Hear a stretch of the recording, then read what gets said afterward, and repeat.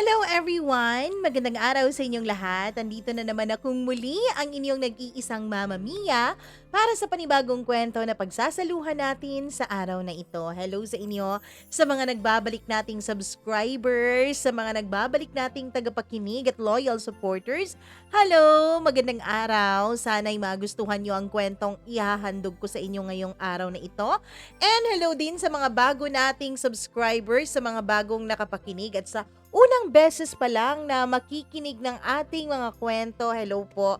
Naway pakinggan nyo rin yung iba nating mga kwento. Marami na po tayong mga kwento na nai-upload dito sa ating channel. So kung pwede, mukbangin nyo na kung wala kayong ginagawa o kung gusto nyo lang na meron kayong background habang ginagawa nyo ang kanya-kanya ninyong mga responsibilidad sa buhay. Ganun lang naman talaga, di ba?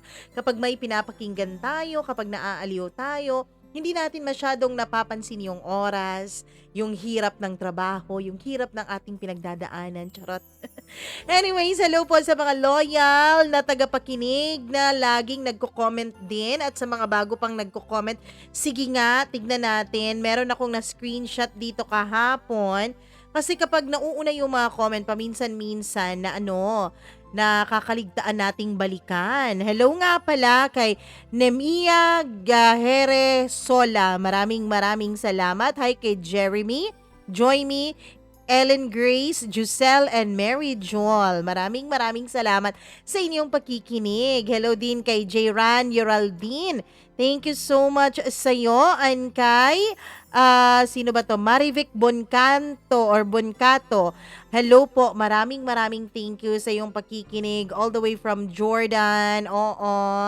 Ayun, may pagkakataon kwento ko naman ang mabasa. Ay, nakapagpadala ka na, Marivic. Sige, tignan natin Tapos kapag hindi pa kayo nakapagpadala ng kwento, pwede po kayong magpadala sa atin. Mag-email lamang po kayo, mamamiacdo0317@gmail.com. Ganun lang kadali. Hi kay May and Denden, maraming salamat. Abe Beraka, thank you so much sa iyong pakikinig. Hello din kay Team Galore. Thank you, Team Galore. Christian Alejano, maraming salamat.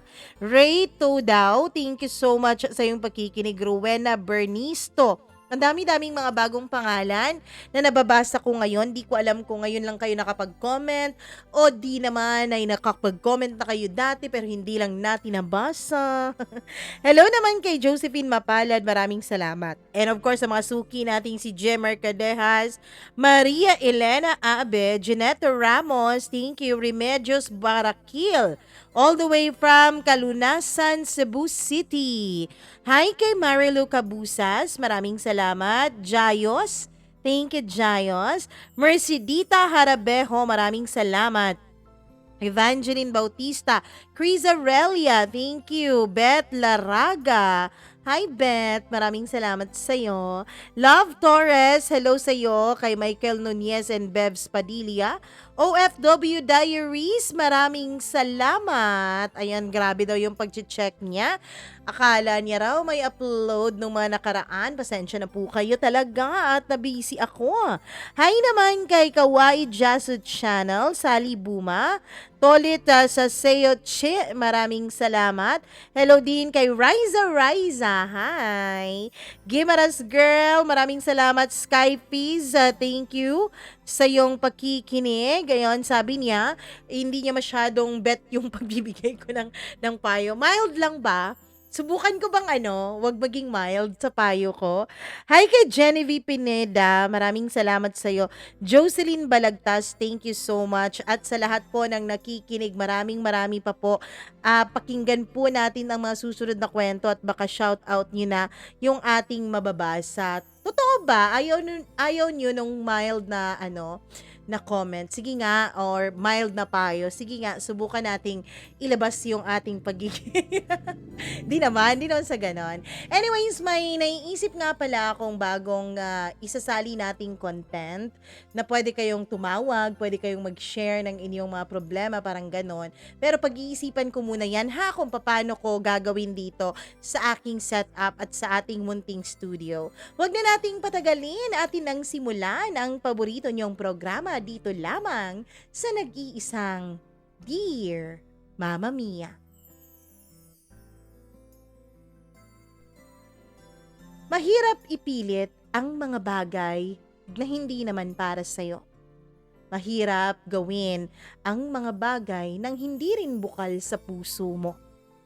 Pero paano kung ang bagay na ibibigay sa'yo ng tadhana ay hindi naman ang bagay na ninanais ng iyong puso at damdamin? Dear Mama Mia, ano po ba ang mararamdaman nyo kapag nalaman yung niloloko ng taong mahal mo ang isa pang taong mahal mo rin?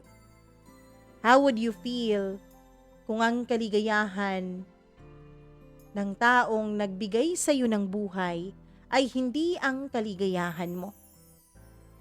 Mama Mia, alam ko, sa bungad pa lang ng aking kwento ay may idea na kayo kung ano ang ilalahad ko sa inyo ngayong araw na ito. Alam kong marami na rin ang magtataas ng kilay sa umpisa pa lang ng kwento ko. Hindi po pariwarang babae ang ikukwento ko sa inyo ngayon. Hindi po siya ganoon, kaya sana wag muna kayong mag-jump into conclusion o wag muna kayong manghusga agad-agad. Bago pa kayo humusga, let me tell you the real story. Ang storya ng isang babaeng nagmahal ng totoo, pero sa huli ay mas pinili kung ano ang tama. Ako ang naging saksi ng lahat. Ako ang nakakita ng lahat. I witnessed all the struggles of our family. Nakita ko kung paano kami nahirapan. Nakita ko ang aming mga ups and downs, ang aming mga kaligayahan at ang aming mga kalungkutan. Nakita ko ang mga ngiti sa kanilang mga labi at mukha, ang mga ngiting peke at ang mga ngiting tunay. Pero wala ring ibang nakakaalam na ako pala ay saksi sa isang napakalungkot pero napaka-great love story. Mama Mia, tawagin niyo na lamang ako sa pangalang John. Itago niyo po ang pangalan ko nang sa ganon ay hindi malaman ng iba ang tungkol sa tunay na kwento ng aming pamilya. At tawagin na lang natin ang bida sa kwentong ito sa pangalang Tin. Walang iba kundi ang aking ina. Mama Mia, siya po ang main character nitong kwentong ilalahad ko sa inyo ngayon. Actually, kwento niya po ito. Kwento niya na alam ko. Kwentong hindi naman pang fairy tale, pero kwentong love story pa rin. Habang sinusulat ko ang kwentong ito, ay pinakikinggan at pinagmamasdan ko ang aking ina. Bising-busy siya at may kausap sa kanyang cellphone. Tuwang-tuwa siya habang nakikipag-usap sa kanyang telepono. Alam ko kung sino ang kausap niya. Alam kong hindi yun ang aking ama. Alam kong ang kanyang kausap ay ang taong nilalaman ng kanyang puso at damdamin. Hindi niyo lang alam kung gaano kasakit para sa akin na makita ang ganong klasing mga ngiti ng mama ko. Mga ngiti na para sa ibang lalaki at hindi para sa papa ko. Ang mga matatamis niyang ngiti, ang pag-glow ng kanyang mukha at pagpipink ng kanyang pisngi, tanda ng pagkakilig na kanyang nararamdaman. Alam kong ang mga bagay na yon ay inaalay lamang niya sa iisang lalaki. Sa lalaking minahal niya ng sobra, sa lalaking ex-boyfriend niya, sa lalaking naging una sa lahat pagdating sa kanyang buhay. Her first love. Mama Mia, ang puso ko po ay nadudurog sa milyon-milyong bahagi, lalo na kapag naiisip ko ang aking ama. Naiisip ko ang lalaking nagsakripisyo para sa aming lahat. Pero kahit anong sakripisyo ang gawin niya, hindi siya ang nakakapagbigay ng ganong klaseng ngiti sa mga labi ni mama. At dito ko na nga ilalahad ang mga pangyayari bago pa man ako dumating sa mundong ito. Nung high school pa lamang ang mama ko, meron din silang mga tinatawag nilang famous. Yun bang sikat sa klase, sikat sa campus. And hindi sa pagmamalaki, Mama Mia, at hindi rin sa pagmamalaki ng mama ko, pero sinabi niya sa akin at alam kong totoo ito na isa siya sa pinakasikat sa kanilang campus noon. Alam ko yon kasi sinabi niya sa akin at pinakita niya sa akin ang mga larawan. 3 silang magbe-best friends na babae. 3 sa iisang grupo. Tulad ng halos napapanood natin sa mga pelikula at mga palabas sa TV. 3 mga babaeng sikat na sikat sa kanilang campus. Pinakita sa akin ni Mama ang group picture nilang 3. And I can conclude na lahat sila ay napakagaganda. Kahit pa nga black and white pa lamang ang picture na yon, Mama Mia, ay hindi talaga maitatago noon ang kanilang angking kagandahan. Every time na umuuwi na sila, Mama, ay meron ding mga sikat na mga male students sa kanilang campus ang lalapit sa kanila. At kapag nakikita na ng mga male students na yon ang 3 magagandang dilag, including my mom, ang lagi lang nilang nasasambit ay ang salitang heaven. Yun ang kanilang expression to describe their feelings kapag nakikita nila ang 3 magagandang babae sa kanilang campus. Bago ko nga pala makalimutan ay itago natin ang 2 best friends ng mama ko sa pangalang Mimi and Amy. Silang 3 ay best friends na since high school hanggang sa college years nila. Ganun sila ka-close. Mama Mia, nung nasa first year college na ang aking ina, ay dun siya nagkaroon ng una niyang boyfriend, ng una niyang pag-ibig. Itago na lang natin sa pangalang Bong ang lalaking ito. And to my surprise, ay kwento sa akin ng mama ko na si Bong pala ay isa din sa mga kapatid ng isa niyang best friend. Kuya siya ni Mimi. Base sa sinabi ng mama ko sa akin, si Bong daw ay ang tipo ng lalaki na mabait, maganda at dalisay ang puso at napaka-respectful. Mama Mia, hindi ko talaga makakalimutan ang mga sinabi sa akin ni mama tungkol sa lalaking ito. Tungkol sa lalaking unang nagpatibok ng kanyang puso. Bago pa man sila naging magjowa o bago pa man sila nagkaroon ng relasyon, ay naging magkaibigan muna silang 2. Ayon sa kwento ng mama ko sa akin, since classmates sila ni Mimi at palagi silang nagkaka-work together doing their school works and school projects and assignments, ay may mga pagkakataon na pumupunta ang mama ko sa bahay nila Mimi. At minsan naman ay si Mimi ang pumupunta sa bahay ni na mama para gawin ang mga projects at assignments na yon. And every time na pumupunta si mama sa bahay ni na Mimi, nandoon yung napakagwapong lalaki. Nandoon yung lalaking halos magpatigil ng kanyang hininga. Napakagwapo daw talaga ni Bong, Mama Mia. Maputi ang kaniyang kutis. Pagkatapos ay napakaganda pa ng mga mata nito. Dun nga siya lalong kinilig nung malaman niya na si Bong pala ay elder brother ng best friend niyang si Mimi. Hindi niya raw gustong sabihin kay Mimi ang tungkol sa kanyang nararamdaman at pagkabalisa kapag nasa harapan niya si Bong. Dahil ayaw niya raw na magkaroon ng awkwardness ang kanyang kaibigan sa kanya. Kaya naman itinatago ni Mama ang nararamdaman niyang kilig that time. Itinatago niya dahil ayaw niyang ma-awkward sa kanila ang kanyang best friend kapag nakikita na nito na kinikilig siya sa kuya nito. Pero ang hindi maintindihan noon ni Mama ay kung bakit kapag nandoon siya sa bahay ni na Mimi at kapag nasa harapan niya si Bong ay lagi na lang itong nakayuko. Halos hindi ito makatingin sa kanyang direksyon. Hindi niya malaman kung ayaw lang ba sa kanya ni Bong. Hindi niya malaman kung gusto ba talaga siya ni Bong na umalis na lang sa bahay nila dahil hindi ito komportable sa presensya niya. Kaya naman Mama Mia, iniisip na lamang niya na siguro mahiyain lang talaga itong si Bong. Mahiyain din naman talaga si Mimi.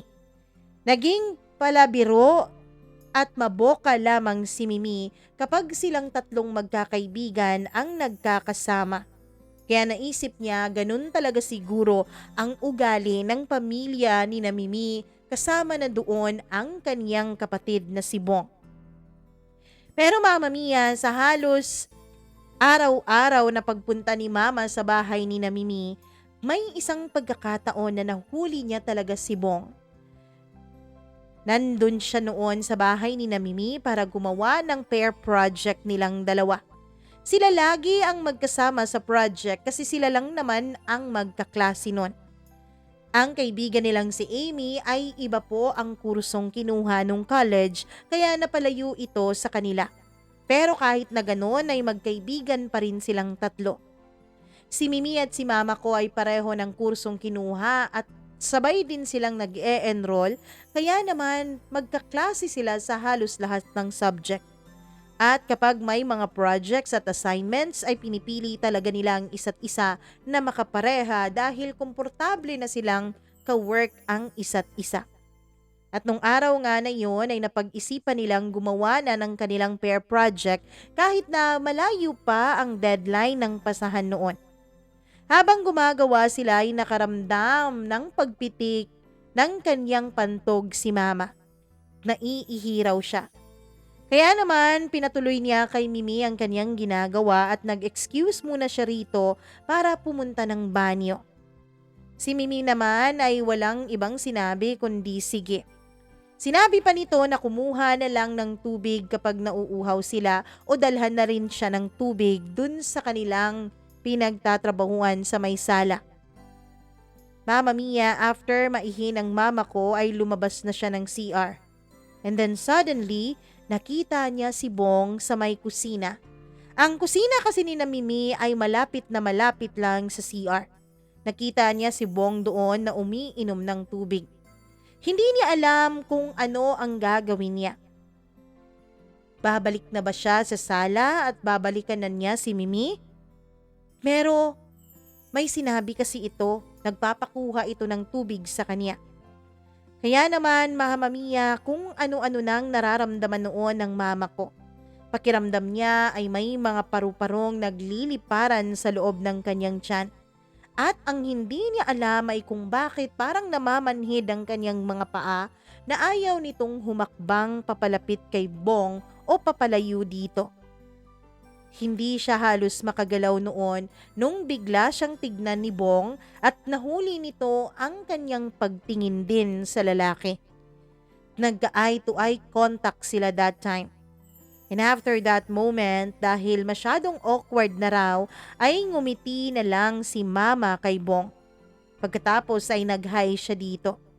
Si Bong naman ay ngumiti rin at nag-hello. At lumakad na at pumanhik sa taas kung saan naroroon ang mga kwarto. Ang hindi nila alam noong una ay pareho pala sila ng paaralang pinag-aaralan. Si Bong noon ay mas matanda sa kanila ng di hamak. Mama Mia, kumuha na lang agad ang mama ko ng tubig at saka bumalik dun sa sala kung saan gumagawa sila ni Mimi ng project. Talagang nahihiya noon ang mama ko. Nagtanong pa si Mimi kung bakit ang tagal niya raw at kung bakit parang pinagpapawisan siya. Ngumiti na lamang siya at ang sabi niya ay parang sumakit daw bigla ang kanyang tiyan bilang alibi. Mama Mia, nung college sila ay meron daw pong college prom na tinatawag sa kanilang school. Kasi may mga sayawan na ganon. Hindi lang naman high school daw noon ang merong prom kundi pati college. At syempre, ang mama ko bilang isa sa mga pinakamagagandang dilag sa kanilang campus ay excited na rin sa kanilang papalapit na prom. Ang suot niya noon ay bulaklaking puting damit. Gown yun to be exact, which is a gift from her mother. Even though may mga lumalapit naman sa kanya para makipagsayaw, ay wala talaga siyang natipuhang isayaw nung gabing yon. Hindi niya alam pero parang ayaw niyang mag-enjoy at sumayaw na iba ang lalaking kanyang kasayaw. Actually, Mama Mia, may secret wish noon si Mama. May hopeful thinking siya na sana lumapit yung lalaking kanyang hinihingi na magsayaw sa kanya nung gabing yun. In short, subconsciously, she's waiting for someone. And then suddenly, habang nakikipag-usap siya sa isa ng kaklase, ay may isang gwapong lalaking lumapit sa kanya. It's none other than Bong. Kaya naman kilig na kilig noon ang mama ko. Hindi niya raw maitago ang kilig niya. Buti na lang talaga at naka-makeup siya noon kaya hindi masyadong halata na pulang-pula na ang kanyang mukha sa kilig na kanyang nararamdaman. Hi, ikaw si Tin, di ba? Oo. Pwede ba kitang maisayaw, Tin? Tanong nito na may inabot pang isang long stem of rose na talaga namang lalong nagpakilig kay mama. Lalo pa nga nung ngumiti raw sa kanya si Bong. Hindi raw alam ni mama noon kung paano sasagot dahil parang walang lumalabas na salita sa kanyang bibig sa sobrang kilig na kanyang nararamdaman. Ang ginawa na lang daw niya ay inabot niya yung rosas at saka inabot niya ang kamay niya kay Bong. And they danced through the night. Ang sabi pa ng mama ko, pakiramdam niya raw noon ay para siyang isang prinsesa na kasayaw ang kanyang prinsipe. Para siyang prinsesa na kasayaw ang kanyang knight in shining armor. Mama Mia, mula noon ay naging magkaibigan na si Bong at ang mama ko. Pero ang hindi maitago ni mama ay ang pagkahulog niya masyado ng kanyang damdamin kay Bong. Mama deeply fell in love with Bong. At hindi niya alam ay ganun din pala ang nararamdaman ni Bong para sa kanya. Si Mimi, nung prom night daw ay nagets na niya na ang mama ko at ang kanyang kuya ay nagkakagustuhan na may nararamdaman na ito sa isa't isa. Kaya naman si Mimi raw ang nagtulak sa kanyang kuya para manligaw na kay mama. Si Mimi raw ang gumagawa ng paraan para makapagsulo ang mama ko at si Bong habang magkakasama sila kasama ang isa pa nilang kaibigan na si Amy. Hanggang sa naging masyadong malapit na nga sila sa isa't isa. Hanggang sa pati mga sikreto ni mama ay nasasabi na niya kay Bong liban lamang sa sikreto niyang pagkakagusto dito. Until one day raw, Mama Mia, ay may iniabot sa kanya si Bong na isang sulat. Nung tanungin niya kung ano ito ay yumuko lamang ito at saka umalis ng walang paalam. Hindi niya alam kung ano ang sulat na yon. Natutuwa man siya dahil parang bata kung umapproach sa kanya si Bong. Hanggang sa binasa na niya ang sulat na yon. Doon niya nalaman na gusto palang manligaw ni Bong sa kanya. Doon niya nalaman na gusto pala ni Bong na iparamdam sa kanya ang pagmamahal nito. Kaya lang nahihiya raw si Bong na manligaw sa kanya. Kaya doon na lang niya dinaan sa sulat ang pagpapaalam kung pwede raw ba siya nitong ligawan. Nagpadala din naman ng sulat ang mama ko kay Bong. Ipinabigay niya ito sa kapatid nitong si Mimi. At nung sinagot nga ni mama ng oo at pinapayagan niyang manligaw sa kanya si Bong, ay dun na nga nagsimula siyang ligawan nito. Dun na nga ito umamin sa kanya ng harap-harapan tungkol sa pag-ibig na matagal na pala nitong nararamdaman para sa mama ko. And after a few months of courtship, Mama Mia, finally ay sinagot na rin ng mama ko ng matamis na oo si Bong. At mula nga noong naging sila, ay botong-boto naman lahat ng mga takaong nakapaligid sa kanila. Mga kaibigan ni mama, parents ni mama, pati na rin ang parents ni Bong, pati na rin ang kapatid nitong si Mimi. Actually, ang totoo niyan, people always told them na napakaganda daw nilang tignan together. Napakaganda raw nilang pagmasdan. At bagay na bagay daw talaga silang dalawa dahil sa pareho silang magandang lalaki at magandang babae. Mama Mia, naging consistent raw si Bong kay Mama kahit after noong napasagot na siya nito. Kada after class raw ni Mama ay nandun si Bong nag-aantay sa labas ng gate na may bitbit pang bulaklak.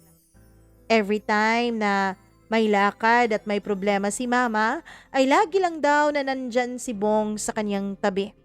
Kapag may sakit ang mama ko, kapag may dinaramdam siya, o kapag may problema siya, ay lagi lang siyang inaalagaan ni Bong. Lagi lang siyang pinakikinggan ni Bong kapag may mga reklamo at may mga rant siya sa kanyang buhay. In short, Mama Mia, lagi siyang pinoprotektahan ni Bong. Si Bong ang parang life and savior ni Mama noon. At habang kinukwento yun sa akin ng mama ko, ay nakikita ko ang glow ng kanyang mga mata. Nakikita ko, Mama Mia, kung paano niya hangaan ang lalaking unang nagparamdam sa kanya ng pagmamahal. Kung paano niya hangaan ang lalaking una niyang minahal ng sobra. Hindi ko alam kung masasaktan ako habang pinapakinggan ko ang pagkukwento ni Mama. Lalo pa't sinabi ni Mama sa akin na talaga namang si Bong ay napakamarespetadong tao. Lahat na lang, Mama Mia, kahit hindi pa uso noon ang salitang permission o ang salitang parang binibigyan mo siya ng consent, ay ganun na si Bong. Laging hinihingi nito ang consent mula kay Mama. Una raw na shock si Mama sa pagiging marespetado ni Bong ay nung nagde-date silang dalawa sa isang plaza. Actually, Mama Mia, itong love story nila ay nangyari sa probinsya. Nagde-date sila noon at nag-uusap, kumakain ng sorbetes. Hanggang sa nagsalita si Bong ng mga salitang labis na ikinugulat ng aking ina. Tin, may favor sana akong hihingin sa'yo kung okay lang sa'yo. Anong nito? Ano naman yun, Bong? Tin, pwede ba kitang mahawakan sa iyong mga kamay? Gaya ng ginagawa ng ibang magsinta? Napatawa ang mama ko noon. Pagkatapos ay sinabi niyang okay lang naman talaga. Bakit mo pa tinatanong? Magjowa na naman tayo kaya hindi mo na dapat itanong ang mga bagay na yon. Pwede mo nang hawakan ang kamay ko. Nung hinawakan na siya ni Bong ay tinitigan daw siya nito sa mga mata. Pagkatapos ay nagsalita ito ng napakasinsero. Tin, nire-respeto kita. Mataas ang pagtingin ko sa'yo at mahal na mahal kita. That's why lagi akong nagtatanong at humihingi ng iyong permisyon. Doon ay nashock ang mama ko. Hindi niya akalain na ganun pala kamarespetado si Bong. Mama Mia, ang buong akala ng mama ko noon ay talagang sa umpisa lang magaling ang mga lalaki. Meron kasi siyang mga kaibigan na gano'n ang laging sinasabi. Na ang mga lalaki ay maganda lang daw ang pinapakita kapag bago pa ang relasyon o kapag may gusto pa itong makuha. Kaya lang kakaiba itong si Bong. Iba ang trato ni Bong sa mama ko. Yun ang isang bagay na mas lalo pang nagpahulog ng loob ni Mama kay Bong. Masayang masaya siya kasama si Bong, Mama Mia.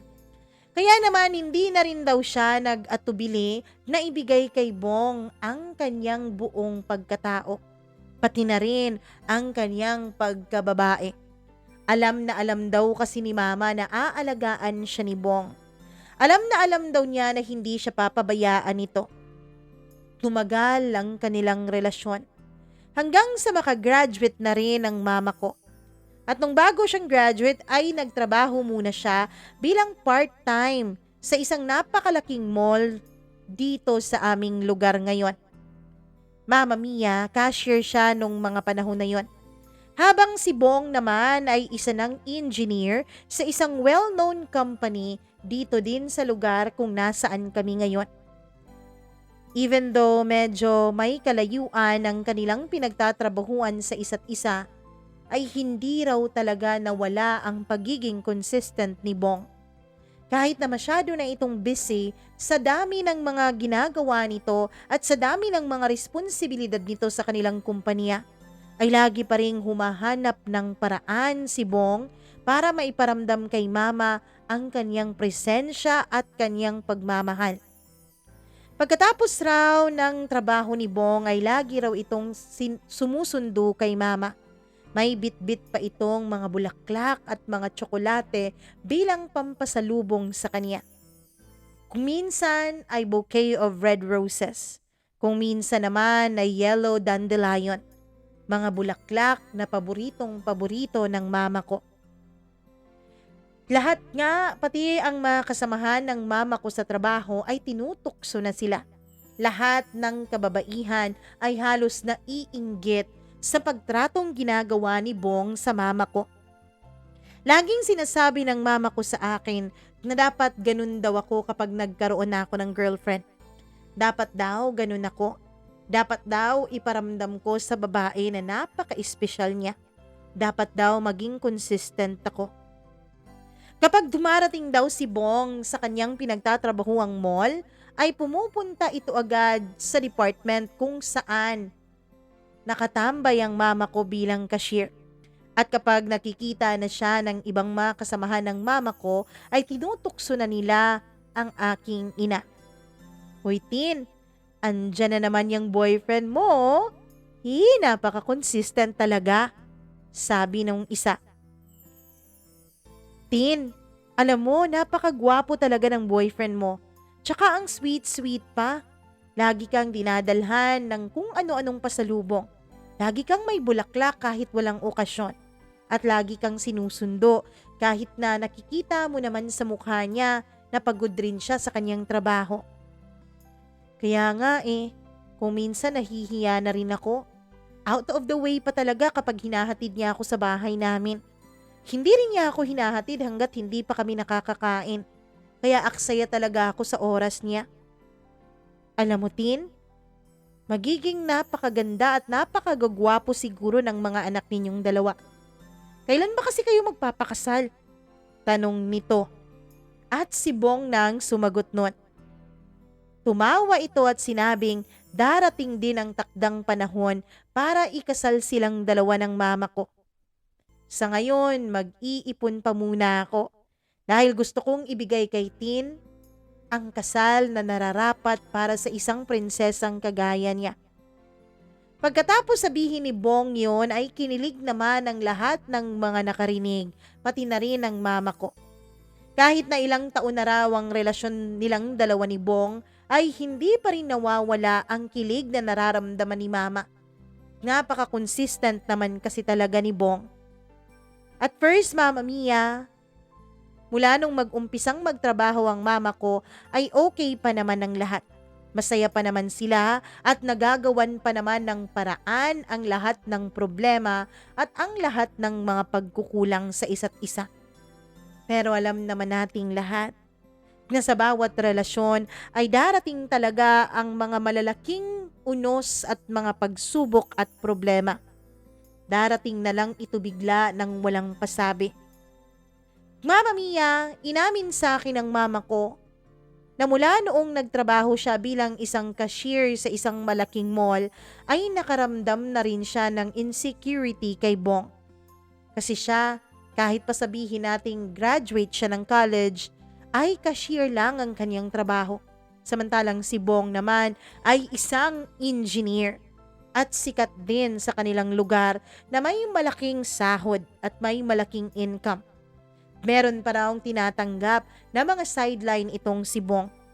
And at that time, Mama Mia, ay hindi niya alam na ito palang trabaho ni Bong ay isa sa magiging malaking pagsubok ng kanilang pagmamahalan. Ewan ba kasi nito kay Bong? Bakit bigla na lang itong umalis at hindi man lang nagpasabi sa mama ko. Oo, Mama Mia. Biglang pumunta si Bong sa abroad dahil parte raw ito ng kanyang trabaho. Pinapapunta siya doon ng kumpanyang kanyang pinapasukan. Nagulat na lang ang mama ko dahil isang araw ay hindi dumating si Bong. Nagantay siya ng halos 20 minutos. Hindi naman daw nalilate sa pagsundo sa kanya si Bong kaya naisip niya na baka busy lamang ito.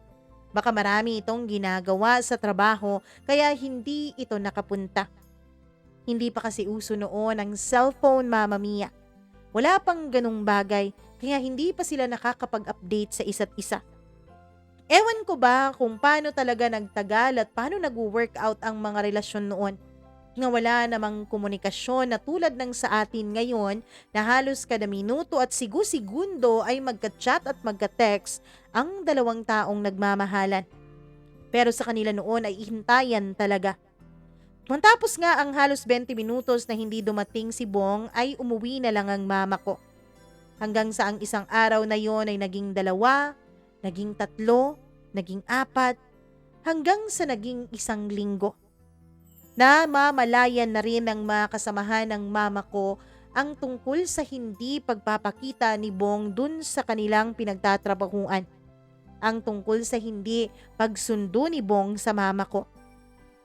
Tin, napapansin ko ba? Parang 1 linggo na yatang hindi ko nakikitang pumupunta dito si Bong. Nag-away ba kayo? Tanong ng isa sa mga kasamahan ni mama na naging close na rin niya. Hindi naman kami nag-away. Okay lang naman kami at saka baka busy lang talaga siguro yun masyado sa trabaho. Ewan ko ba? Sabi ni mama. Hindi na rin nagtanong ang iba niyang mga katrabaho. Kinabukasan ay sinabihan siya ng isa nilang kasamahan na kakapasok pa lang na meron raw delivery boy sa labas at tinatawag at hinahanap raw ang mama ko. Delivery boy? Bakit may delivery boy? Anong meron? Sige, puntahan ko na lang muna, sabi ng mama ko. Nung pagkarating niya sa labas ng department store na yon, ay tinanong siya ng delivery boy kung siya raw ba si Tin. Pagkatapos ay iniabot sa kanya ang bouquet of red roses at saka mga tsokolate. Pinapirmahan din sa kanya ng delivery boy ang parang receiving note. Pagkatapos noon ay inabot na nito ang mga deliveries para kay mama. Nagulat ang mama ko kung kanino yun galing. Nung tinignan niyang mabuti ay may card pala na nakarating na kasama ang bouquet of roses na kanyang natanggap. Kaya binasa niya yon. Hi Tin, happy 5th anniversary sa atin. Pasensya ka na at sorry kung wala ako this past few weeks ha. Busy lang talaga ako masyado sa trabaho. Huwag kang mag-alala, babawi talaga ako sa'yo. I love you. Take care always. Love, Bong. Natuwa ang mama ko sa sorpresang yun. Doon din nalaman ng kaniyang mga katrabaho na wala naman palang problema ang mama ko at si Bong. Pero ang hindi alam ni mama ay kung bakit hindi nagpapakita sa kanya si Bong. Sa bawat monthsary na lumipas sa kanila, sa bawat anniversary ay meron talagang sorpresa si Bong. Ngayon pa na 5th anniversary nila ay hindi ito nagpakita. Trinay ng mama ko na kontakin si Bong sa pinagtatrabahuan nito para masabi nito sa kanya na nagpapasalamat siya sa mga dumating na bulaklak sa kanya. Kaya lang hindi raw makontak ang phone ni Bong. Out of coverage area raw. Kaya lang hindi raw makontak ang phone sa opisina ni Bong. Siguro ay meron daw talagang sira ito. So nag-decide ang mama ko na nung rest day niya ay pupuntahan na lang niya si Bong sa bahay nila. Gusto niyang isorpresa ang kanyang boyfriend. Sabi niya panahon na rin daw siguro na siya naman ang mag-effort para manorpresa ng boyfriend. Pero pagdating niya doon ay sinabi sa kanya ng kanyang kaibigan na si Mimi na wala daw doon ang hinahanap niya. Wala doon si Bong.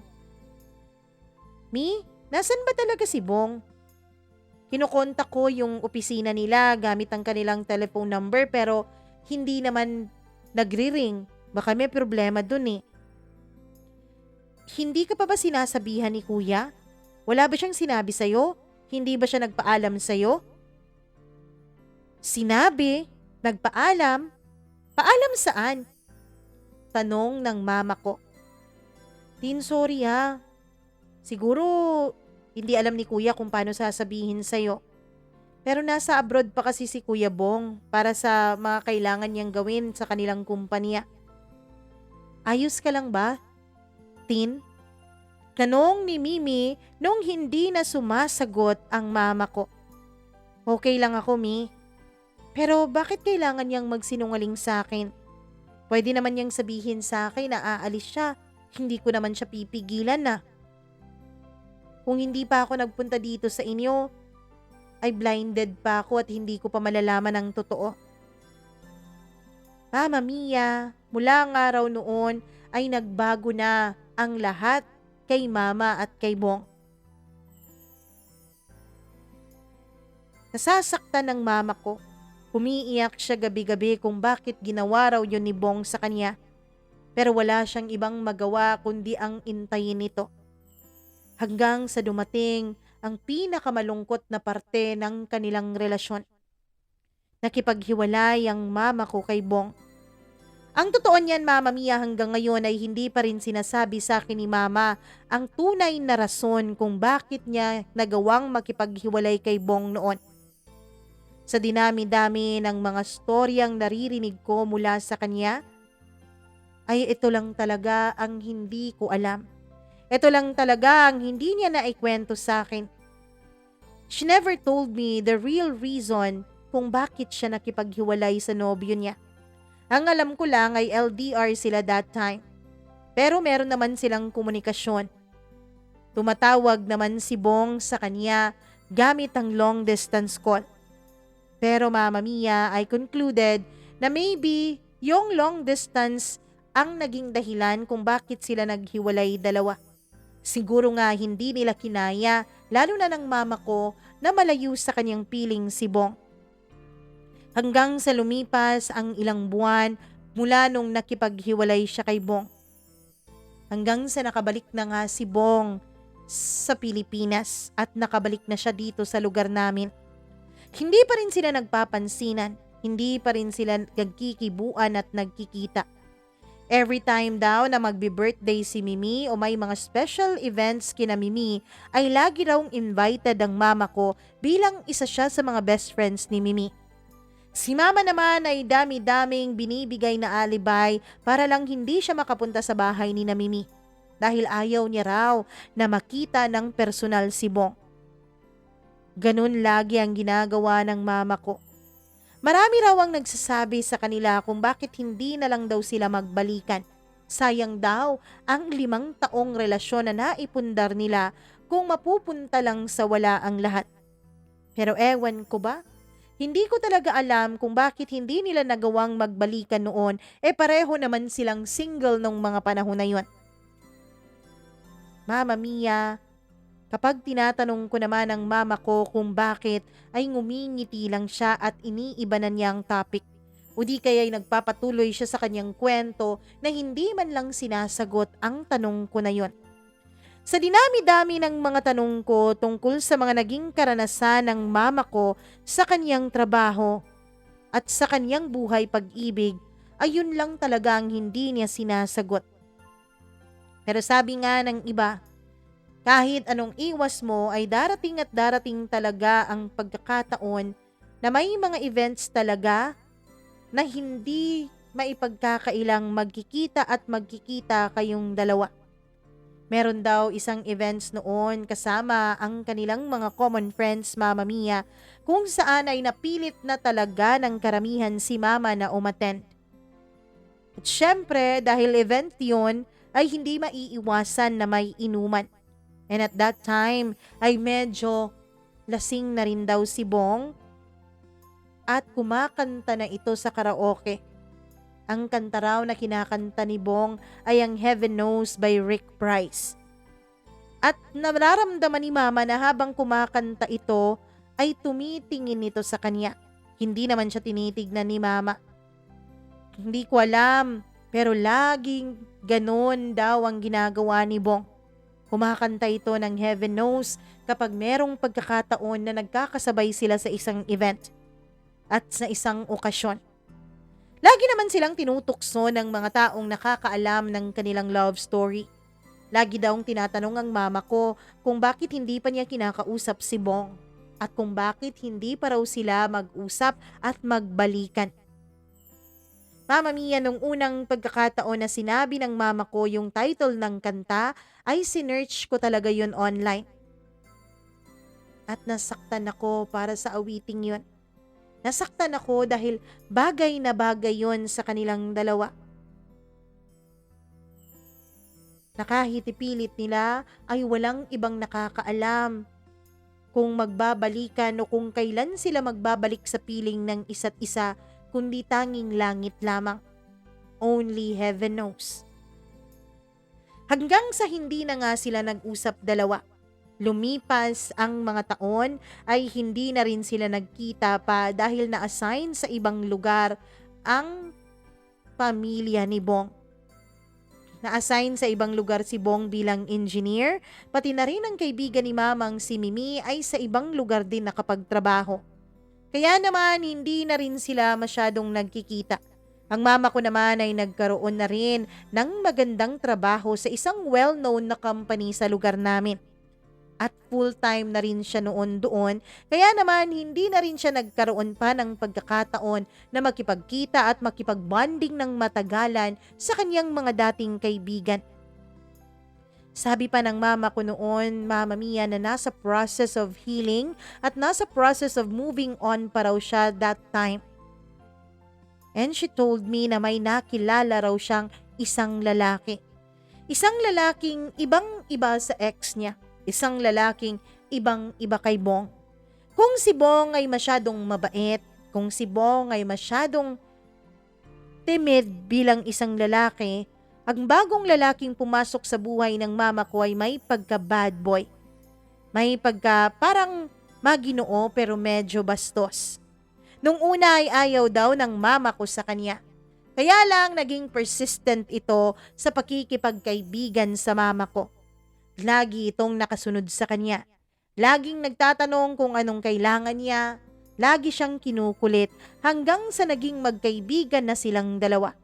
Hindi raw naman kasi snob by nature ang mama ko. Kaya sa katagalan, kapag binibiro siya ay natatawa na rin siya hanggang sa naging magkaibigan nga sila ng lalaking ito. And to cut the long story short, ay nag-confess na rin ang lalaking ito tungkol sa kanyang damdamin para sa aking ina. Halos 2 taon daw itong nanligaw sa kanya. Kahit na paulit-ulit niyang bastidin ay hindi pa rin daw ito tumitigil. Kulit ng kulit pa rin ito sa kanya. And the funny thing is, yung lalaking yun daw, Mama Mia, ay laging nagsasabi sa kanyang mga kaibigan at mga katrabaho na if ever sasagutin siya ng mama ko, ay pagkatapos daw ng 3 buwan, pakakasalan niya raw agad ang aking ina. At yun nga ang nangyari. Dahil sa kakakulit daw ng lalaking ito sa nanay ko, ay nahulog na rin ang loob niya rito. Naging sila na rin. At pagkatapos nga ng 3 buwan, ay plinano na agad ang kanilang kasal. Nakapagplano na sila kung saan at kailan ang kasal. Ready na ang lahat. Sabay sila sa pagpe-prepare ng kanilang kasal hanggang sa maging handa na nga ang lahat sa tulong ng kanilang mga kaibigan at pamilya. Ready na pati mga invitation cards para sa lahat ng invited sa kasal. Mama Mia, including sa mga visitors, syempre ay ang mga dating best friends ng mama ko. Pati na rin ang mga pamilya nila. Ibig sabihin, pati si Mimi, pati si Bong at ang kanilang mga magulang. It was September nung ikasal sila. On the day of their wedding, before mag-start ang wedding, Mama Mia, ay may isang lalaking lumapit sa kanya habang nasa labas siya ng simbahan at nag-aantay. Nandoon daw siya sa loob ng sasakyan. Bigla na lang daw bumukas ang kabilang pinto ng sasakyan. Wala raw doon ang driver. Lumabas ito siguro para magyosi. Nasa loob lang si mama at nag-aantay na tawagin para lumabas at maglakad na sa altar. Nung biglang bumukas nga ang kabilang side ng pintuan. Yung side na hindi nakaharap sa simbahan. Gulat na gulat siya nung malaman niya kung sino ang pumasok. It was Bong. Umiiyak ito. He tried to explain his side. Gusto niyang itigil ang kasal. Nung tinanong ko ang mama ko kung ano ang eksplenasyon ni Bong sa kanya, ay ngumiti na lang siya at hindi na lang niya sinabi. Ang sinabi niya sa akin, Mama Mia, ay meron raw talagang mga bagay na kinikip na lang niya sa sarili niya. At nire-respeto ko naman yun. Nung tinanong ko siya kung anong napag-usapan nila, ay sinabi raw ni Bong sa kanya na sorry. Sorry, Tin, sa lahat ng mga naging kasalanan ko. Tin, mahal na mahal pa rin kita. Mahal pa rin kita sa kabila ng mga taon na hindi tayo nagkitang dalawa. Tin, kung pwede itigil mo ang kasal ninyo. Tin, masakit to para sa akin. Hindi ko alam kung kakayanin ko. Hindi ko alam kung makakaya kong makita ang babaeng mahal ko na ikinakasal sa ibang lalaki. Hindi ko kayang ikasal ka sa iba, Tin. Sabi nito na humahagulgol na sa pag-iyak. Ang mama ko naman ay naiiyak na rin. Hindi na rin niya itinago ang katotohanan kay Bong. Bong, mahal pa rin kita. Sa kabila ng mga taon na dumaan, sa kabila ng mga pinagdaanan nating dalawa ay mahal pa rin kita kahit matagal nang hindi tayo nagkikita. Pero kailangan kong ituloy ang kasal ko. Ito ang tama kong gawin. Tama? Paano naging tama ang kasal? Kung iba naman ang minamahal. Hindi ka pa reading magpakasal eh. Kaya please stop your wedding. Hindi pwede, Bong. Hindi pwede dahil buntis ako. Ayokong mawalan ng ama ang anak ko. Ayokong ipagkait sa kanya ang pagkakataon na magkaroon ng isang buong pamilya. Kaya kahit na mahirap para sa akin, I need to let you go, Bong. Oo, mahal pa rin kita pero maybe this is the end of our love story. Maraming salamat sa lahat. Nung marinig ni Bong ang katotohanan na buntis ang mama ko, ay hindi na rin ito nagpumilit pa. Inaccept na rin at tinanggap ni Bong ang buong katotohanan na wala na talaga silang pag-asang dalawa. Lumabas na si Bong sa pintuan ng kotseng yun at kinongratulate na lang ang mama ko. At habang naglalakad raw ang mama ko sa aisle ng simbahan ay pinipilit niya raw itago ang lungkot na kanyang nararamdaman. Hanggang sa makita niya sa isang sulok ng simbahan ang lalaking kanyang minamahal, ang kanyang ex na nakangiti sa kanya habang pinagmamasdan siyang naglalakad patungo sa altar kung saan nag-aantay ang lalaking nangangakong mamahalin siya sa habang buhay. Now, alam ko na. Alam ko na kung bakit napakasaya ng mukha ng mama ko habang kausap niya si Bong sa kabilang linya. They've been longing for their love. Ma, paano kami? Paano si Papa? Tanong ko noon. Pero pinilit ko lang itago ang tanong na yun sa sarili ko. Hanggang sa isang araw ay tinawag ako ni Mama. Samahan ko raw siya. May pupuntahan daw kaming dalawa. Pumunta kami sa isang restaurant, Mama Mia. At doon ay may nakita akong lalaking nag-aantay sa amin. John, anak, dito ka na muna sa table na to. Umorder ka lang ng mga gusto mo, ha? May kakausapin lamang ako. Pagkatapos noon ay pumunta ang mama ko doon sa table nung lalaki. Hanggang sa nag-usap silang dalawa, naririnig ko pa ang tawanan nila. Nakikita ko pa ang matatamis na ngiti ng mama ko na nakikita ko kapag may kausap siya sa telepono. At dun ko nalaman na yun pala si Bong. Nung makita ko ang mga ganong ngiti niya, nung nakita ko ang ningning sa kanyang mga mata, alam ko na. Eto nga si Bong. After their long conversation, Mama Mia, ay tumayo na ang lalaki. Pagkatapos ay tumigil sila sa harapan ko at pinakilala ako ni Mama sa kanya. Sige, alis na ako. Ingat kayo, sabi nito. At nung makaalis na nga ito ay hindi na ako nagdalawang isip pa na itanong kay Mama ang lahat ng mga tanong na nasa puso ko. Ma, yun ba si Bong? Yun ba yung first love mo? Ngumiti ang mama ko at tumango. Pagkatapos ay umupo siya sa table kung saan ako kumakain. Ma, mahal mo ba ako? Tanong ko. Oo naman, bakit mo naman tinatanong? Mahal mo ba ang pamilya natin?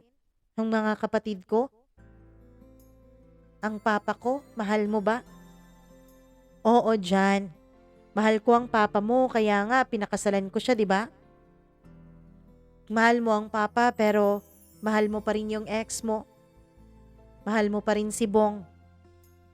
Hindi nakasagot ang mama ko.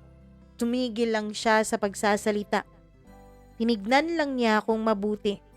Hindi ko mabasa ang nasa kaniyang mga mata at mukha. Mahal mo pa ba siya, Ma? Hindi pa rin siya sumasagot. Ngayong nagkita na kayo ulit, sasama ka ba sa kanya? Iiwanan mo ba kami? Hindi. Hindi ko kayo iiwan dyan.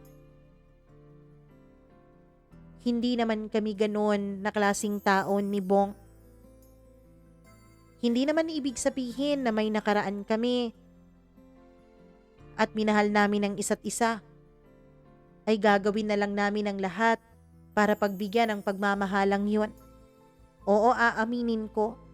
May nararamdaman pa rin ako sa kanya at alam ko dahil sinabi niya na may nararamdaman pa rin siya sa akin. Pero hindi sapat na rason yun para sirain ko kung ano ang meron sa aming mga bagay ngayon. What we have is beautiful. What we have is wonderful hanggang ngayon. Hindi pa rin mawawala sa isip ko. Pero napakakatanda na namin para sa mga bagay na yon. Masaya na siya kasama ang kanyang pamilya. At ako din naman ay masaya kasama kayo. Even if awkward pa rin, ay nag-decide kaming dalawa na dapat magkaroon kami ng closure. Meron kasing mga nangyari dati, anak. Mga nangyari na kaming dalawa lang ang nakakaalam. Na kailangan naming pag-usapan. Na kailangan naming tanggalin sa aming mga dibdib at kailangan naming sabihin sa isa't isa para pareho na kaming dalawang makamove on. Kailangan na naming kalimutan ang lahat ng dapat kalimutan. Lalo na't may pamilya na kaming pareho. And we decided to remain as friends. We also accept the fact na hindi talaga siguro kami para sa isa't isa. Kasi kahit gaano namin kamahal ang isa't isa dati, gumawa pa rin ang paraan ng tadhana para hindi kami magkatuluyan. Kaya tanggap na namin ang aming mga kapalaran. Tanggap na namin na ang meant to be para sa akin ay ang papa mo. At ang meant to be para sa kanya ay ang asawa niya. Kaya masaya kami para sa isa't isa. Pinili naming maging masaya sa tadhana namin kahit na hindi yun sa piling ng isa't isa. Huwag kang mag-alala dyan. Kilala mo naman ako, 'di ba? Hinding-hindi ko kayo iiwan. Hinding-hindi kita iiwan. Kasama ko kayo. Lagi ko kayong sasamahan ng mga anak ko, kasama din ang papa niyo. Mama Mia, that time ay hindi ko talaga maintindihan ang mga sinasabi ni Mama. 16 pa lang ako nung mga panahon na yon. Hindi ko maintindihan ang mga pinagsasasabi niya. Nasaktan ako para sa papa ko noon. Isa lang kasi ang pumasok sa kukote ko nung mga panahon na yon. Hindi ganun kamahal ng mama ko ang papa ko. Pinili niya lang na sumama sa papa ko. Pinili niya lang na panindigan ang pamilya namin dahil yun ang tama kahit hindi yun ang dinidikta ng kanyang puso. Yun ang naiintindihan ko noon. Pero habang tumatagal, Mama Mia, lalo na ngayon na meron na rin akong sarili kong pamilya, ay naiintindihan ko na ang mama. Sa story at sa love story ng mama ko at ni Bong, dun ka napatunayan na hindi madaling baguhin kung ano ang nakatadhana at nakapalaran. If it is destined to us, we must accept it wholeheartedly. Kailangan nating tanggapin whether we like it or not. Kasi naniniwala ako, Mama Mia, kahit na iba ang paniniwala ng iba. Naniniwala ako na lahat ay nakaplano na. Kailangan mo lang mo go with the flow. Kailangan mo lang kunin ang mga dapat mong makuha. Mga leksyon na kailangan mong baunin. Pero what if? Na itatanong ko pa rin hanggang ngayon. What if hindi nagbuntis ang mama ko sa akin that time? Ganito pa rin kaya pag magiging kapalaran niya? Ganito pa rin kaya ang pipiliin niya? What if nung araw na ikakasal sila ay hindi siya buntis? Tapos, sinabihan siya ni Bong na magtanan silang dalawa at iwanan ng lahat. Pipiliin pa rin kaya ng ina ko na ipagpatuloy ang kasal niya sa papa ko? O mas pipiliin niyang panindigan ang nararamdaman niya that time? Panindigan ang pagmamahala nilang dalawa ni Bong? Mas pipiliin ba niya ang kanyang kaligayahan? O mas pipiliin pa rin niyang ipagpatuloy ang kanilang kasal ng ama ko kahit na masakit yun para sa kanya? Mama Mia, isang dakilang ina ang aking ina. Napakadakila niya. Kasi kahit pwede siyang gumawa ng masama para pagbigyan ng kanyang damdamin, ay hindi niya pa rin yun ginawa. Kasi ang sabi ng mama ko, ang pagmamahal na totoo ay hindi naman talaga yun damdamin, kundi paninindigan at commitment. Ako si John, anak ni Tin. Anak niya na siyang pumutol sa kanyang mala fairy tale na love story. Open na open sa akin ang mama ko about sa kanyang past relationship. Sometimes, Mama Mia, kapag naiisip ko ang mga sinasabi at kinukwento sa akin ni mama noon, ay nasasaktan pa rin ako.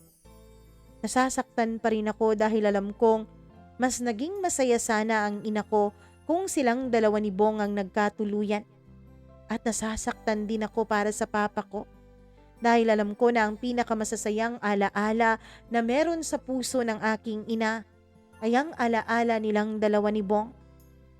Wala na po ang papa ko, Mama Mia. 2 taon na po mula nung pumanaw siya. Hindi ko alam kung dapat ba akong matuwa na nauna siyang pumanaw kaysa sa aking ina. Kasi mula nung pumanaw ang papa ay nagkaroon na rin ng sakit ng mama ko. Unti-unti ay nag-uulyanin na rin siya. Pero alam mo ba kung sino ang hindi niya nakakalimutan? Yun ay walang iba kundi si Bong. Halos araw-araw pa rin kapag dinadalaw ko siya. Araw-araw pa rin kapag pinagsisilbihan ko siya, ay lagi niya pa rin kinukwento sa akin ang mga masasayang alaala niya kasama ang kanyang great love. Kasama si Bong. Pero kahit na nasasaktan ako para sa papa ko, ay mahal ko pa rin ang mama ko. Mahal ko siya. Mahal na mahal. Hanggang dito na lamang, Mama Mia, at maraming salamat po sa pagbabasa mo nitong sulat ko. Lubos na gumagalang, John.